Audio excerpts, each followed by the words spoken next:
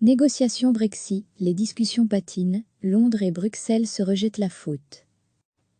Sujet du journal télévisé du 1er février, l'UE et le Royaume-Uni se sont renvoyés vendredi la responsabilité de l'absence de progrès après une semaine de discussions sur leurs relations post-Brexit, laissant planer un doute sur leur capacité à s'entendre comme prévu d'ici la fin de l'année.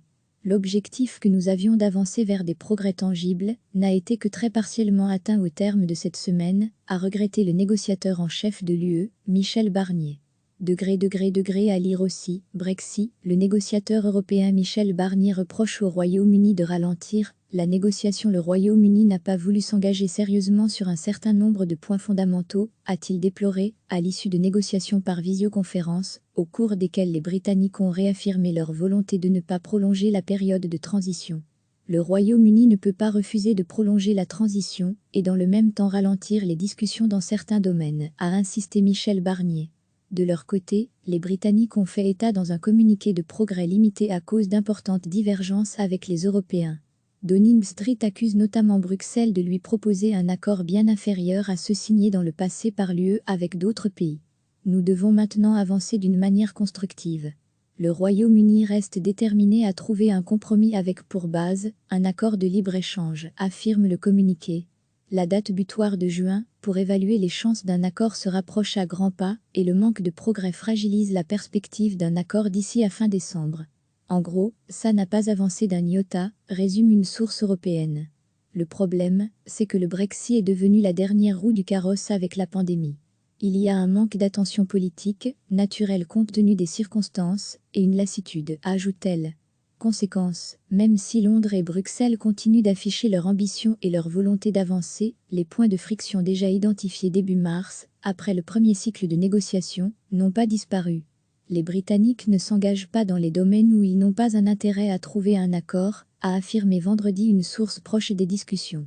Rien n'a bougé, notamment, sur la forme que prendraient ces nouvelles relations. Les Britanniques souhaitent toujours plusieurs accords, relations commerciales, pêche, etc., tandis que l'UE en veut un global.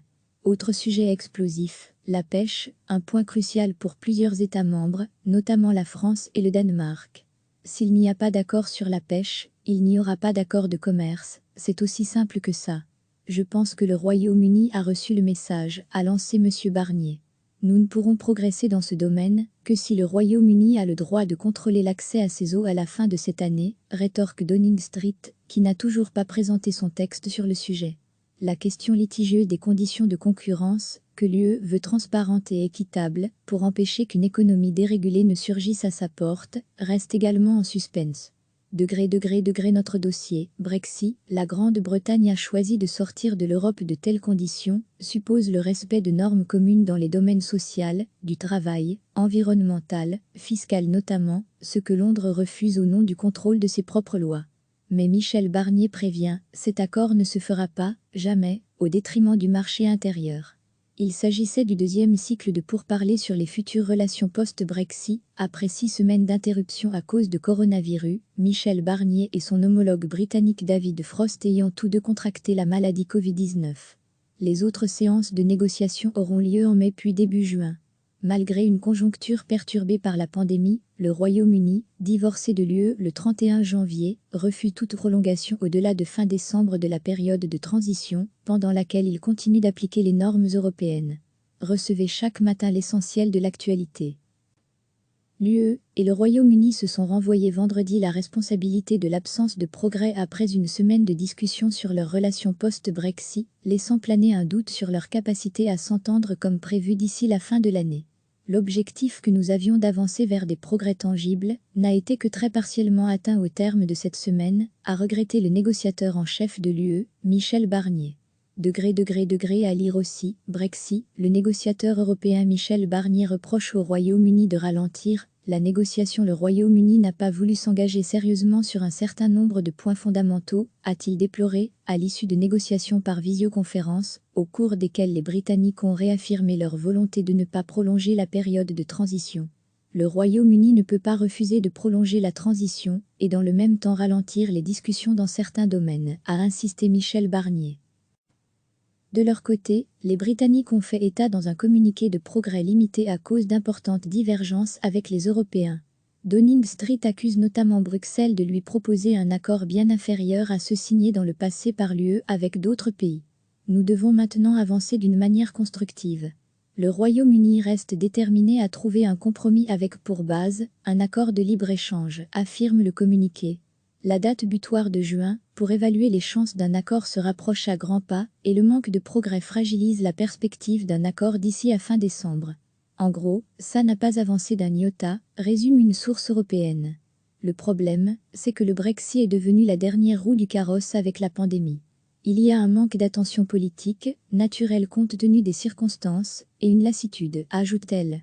Conséquence, même si Londres et Bruxelles continuent d'afficher leur ambition et leur volonté d'avancer, les points de friction déjà identifiés début mars, après le premier cycle de négociations, n'ont pas disparu. Les Britanniques ne s'engagent pas dans les domaines où ils n'ont pas un intérêt à trouver un accord, a affirmé vendredi une source proche des discussions. Rien n'a bougé, notamment, sur la forme que prendraient ces nouvelles relations. Les Britanniques souhaitent toujours plusieurs accords, relations commerciales, pêche, etc., tandis que l'UE en veut un global.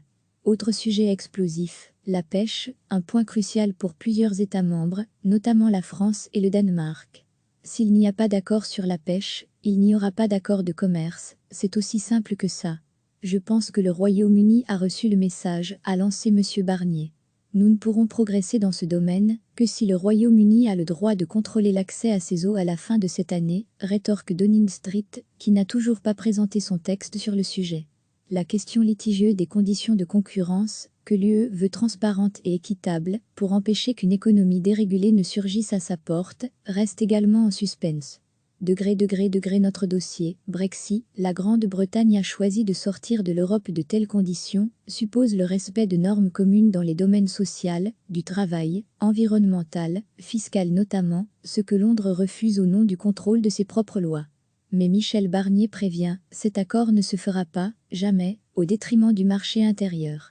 Il s'agissait du deuxième cycle de pourparlers sur les futures relations post-Brexit, après 6 semaines d'interruption à cause de coronavirus, Michel Barnier et son homologue britannique David Frost ayant tous deux contracté la maladie Covid-19. Les autres séances de négociation auront lieu en mai puis début juin. Malgré une conjoncture perturbée par la pandémie, le Royaume-Uni, divorcé de l'UE le 31 janvier, refuse toute prolongation au-delà de fin décembre de la période de transition, pendant laquelle il continue d'appliquer les normes européennes. Sujet du journal télévisé du 1er février. Cliquez sur s'abonner pour recevoir les dernières nouvelles.